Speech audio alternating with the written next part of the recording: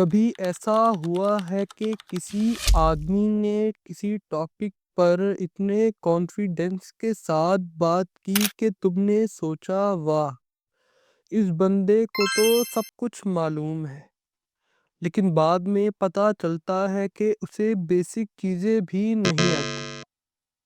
ایسا ہوتا ہے اور سائنس اسے ڈننگ کروگر ایفیکٹ کہتی ہے۔ ناظرین، جستجو کی ویڈیو میں ایک بار پھر سے خوش آمدید۔ 1999 میں دو سائیکالوجسٹ ڈیوڈ ڈننگ اور جسٹن کروگر نے ایک عجیب پیٹرن آبزرو کیا۔ وہ لوگ جنہیں کسی فیلڈ کا تھوڑا سا گیان ہوتا وہ اپنی ایبلٹی کو اوور ایسٹیمیٹ کرتے تھے، اور جو ایکسپرٹس ہوتے ہیں وہ اکثر اپنے اسکلز کو انڈر ایسٹیمیٹ کرتے ہیں۔ اسے ہم کہتے ہیں ignorance leads to confidence and knowledge leads to doubt.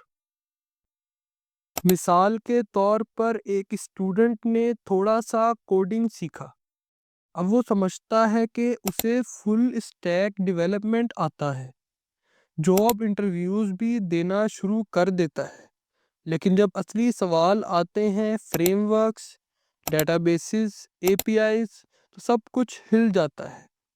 دوسری طرف ایک ایکسپیرینس ڈیولپر ہوتا ہے جو ہر دن نئے پرابلمز فیس کرتا ہے اور ہر روز کچھ نیا سیکھنا چاہتا ہے۔ اسے لگتا ہے کہ ابھی بھی اسے بہت کچھ سیکھنا باقی ہے۔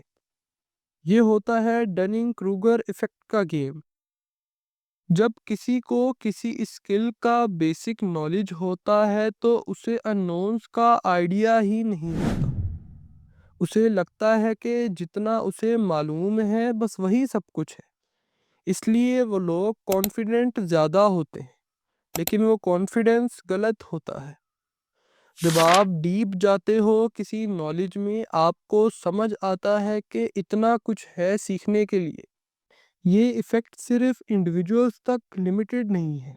Politics, social media, even offices میں لوگ اوپینین اس کانفیڈنس کے بیسس پہ فالو کرتے ہیں، نہ کہ ٹروتھ کے۔ اور اس لیے کریٹیکل تھنکنگ ضروری ہے، نہ صرف دوسروں کے لیے بلکہ اپنے لیے بھی۔ اور تم کسی ٹاپک کے بارے میں بہت کانفیڈنٹ ہو تو تھوڑا رک کے سوچو، کانفیڈنس کی وجہ نالج ہے یا اگنورینس؟ اگر آپ کو یہ ویڈیو پسند آئی تو جستجو کو سبسکرائب کریں، ویڈیو کو لائک اور شیئر کرنا مت بھولیے گا۔ شکریہ۔